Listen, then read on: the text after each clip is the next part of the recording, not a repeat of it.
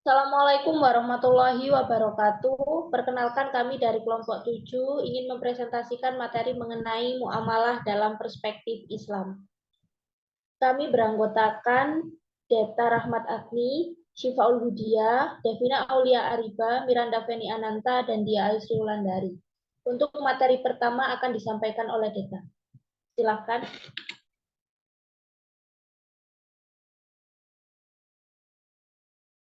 Muamalah. Muamalah adalah sebuah hubungan manusia dalam interaksi sosial sesuai syariat. Karena manusia merupakan makhluk sosial yang tidak dapat hidup berdiri sendiri. Dalam hubungan dengan manusia lainnya, manusia dibatasi oleh syariat tersebut yang terdiri dari hak dan kewajiban.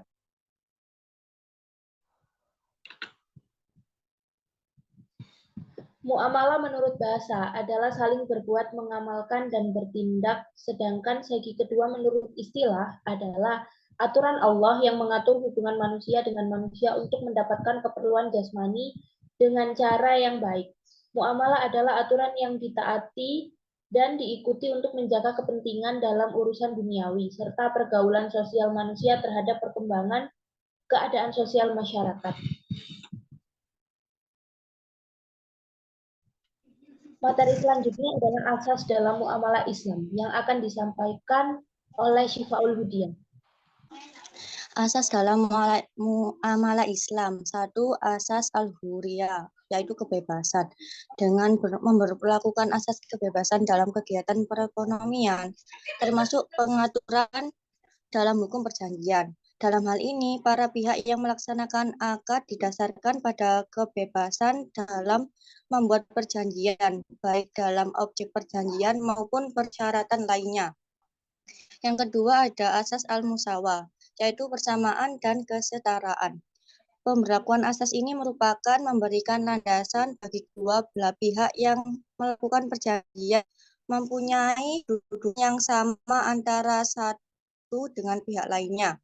Dan ketiga, asas al-adalah, yaitu keadilan.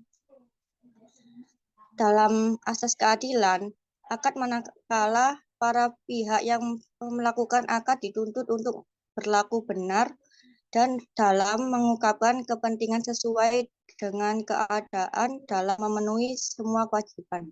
Yang keempat yaitu asas al-ridho, yaitu kerelaan. Asas ini menyatakan bahwa segala transaksi yang dilakukan harus atas dasar kerelaan antara masing-masing pihak. Dan kelima yaitu ada asas asidik, yaitu kejujuran. Kejujuran merupakan nilai etika yang mendasar dalam Islam. Islam merupakan nama lain dari kebenaran. Nilai kebenaran memberi pengaruh terhadap pihak yang melakukan perjanjian yang telah dibuat, sehingga ketika ada unsur kebohongan dalam proses transaksinya, memberikan hak kepada pihak lain untuk menghentikan proses pelaksanaan perjanjian tersebut. Untuk materi selanjutnya yaitu mengenai prinsip muamalah dalam Islam. Prinsip muamalah dalam Islam akan disampaikan oleh Saudara Devina. Kepadanya silakan. Baik, terima kasih atas waktunya. Prinsip muamalah dalam Islam. Yang pertama, muamalah urusan duniawi. Muamalah berbeda dengan ibadah. Dalam ibadah, semua perbuatan dilarang kecuali yang diperintahkan.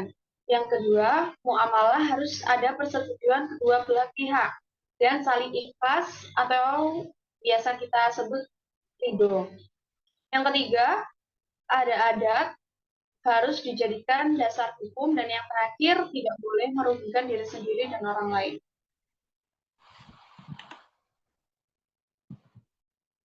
Materi selanjutnya yaitu sumber hukum fikih muamalah. Sumber hukum fikih muamalah akan disampaikan oleh Syifa. Kepadanya dipersilahkan. Sumber hukum fikih muamalah ada 3. 1. Al-Quran.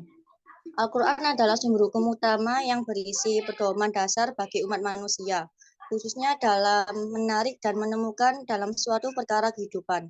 Dan sebagai seorang muslim, harus berpegang teguh hukum-hukum yang ada di Al-Quran menjadi petunjuk supaya kita menjadi manusia yang menaati segala yang diperintahkan oleh Allah SWT dengan menjauhi larangan dan menjalankan perintah Allah. Dan kedua ada hadis.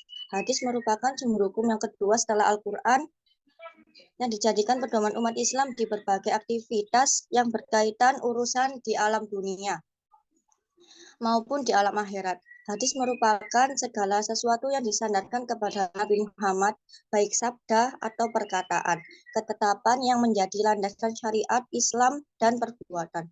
Hukum asal dari fikih muamalah yaitu mubah atau boleh, kecuali ada dalil yang melarang atau mengharamkannya. Dan ketiga ada ijtihad. Ijtihad merupakan sumber hukum yang ketiga setelah Al-Quran dan hadis. Ijtihad yaitu langkah bagaimana menetapkan suatu masalah baru dengan akal yang sehat dan mempertimbangkan dengan yang matang, di mana masalah ini tidak ada bahasanya di Al-Quran dan hadis. Ijtihad adalah sumber hukum yang sering digunakan dalam perkembangan ilmu fikih muamalah. Macam-macam ijtihad. Ada ijma'. Ijma' yaitu kesepakatan ulama menetapkan hukum didasarkan Al-Quran dan hadis dalam suatu masalah dan hasilnya adalah fatwa yang akan dilaksanakan umat Islam. Dan ada qiyas. Qiyas yaitu penetapan hukum masalah yang belum pernah ada sebelumnya, namun memiliki kesamaan sebab, manfaat, dan resiko bahaya dengan masalah yang lainnya, sehingga ditetapkan hukum yang sama. Ada maslaha mursalah, yaitu penetapan hukum didasarkan pada kegunaan dan manfaatnya. Sadud jariyah, yaitu pemutusan hukum atas hal yang makruh, haram, demi kepentingan umat dan mubah. Dan ada istihab, yaitu penetapan hukum untuk mendapatkan alasan yang tepat untuk mengubah ketetapan. Dan ada urf, yaitu penetapan tentang bolehnya adat istiadat serta kebebasan masyarakat selama tidak bertentangan dengan Al-Quran dan hadis. Dan yang terakhir ada ikhtisan. Ikhtisan merupakan tindakan yang meninggalkan satu hukum kepada hukum lainnya karena adanya syara yang mengharuskannya.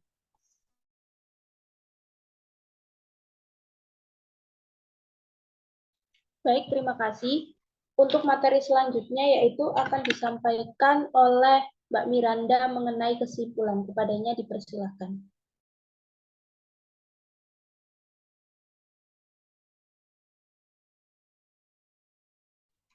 Baik, terima kasih atas waktu yang diberikan. Kesimpulan dari materi muamalah dalam perspektif Islam ini adalah muamalah dalam Islam memiliki peranan yang sangat penting karena muamalah berisi tentang aturan-aturan dan hukum sesuai syariat Islam yang mengatur tentang urusan dunia. Kita harus mempelajari muamalah agar dapat menjalani hidup yang sesuai dengan syariat Islam. Allah menciptakan manusia dan dunia ini bukan tanpa aturan. Ada hukum-hukum yang harus dipatuhi dalam menjalani hidup di dunia ini. Nantinya, manusia yang berhasil menjalani hidup sesuai dengan syariat Islam akan diberikan imbalan yang setimpal di akhirat. Namun muamalah ini dipelajari tidak semata-mata untuk kehidupan akhirat yang damai, tapi juga kehidupan di dunia agar kita terhindar dari kemudorotan. Dalam kehidupan sehari-hari seperti memenuhi kebutuhan jasmani, kita butuh yang namanya aturan agar yang kita dapatkan tidak memberikan kita akibat buruk.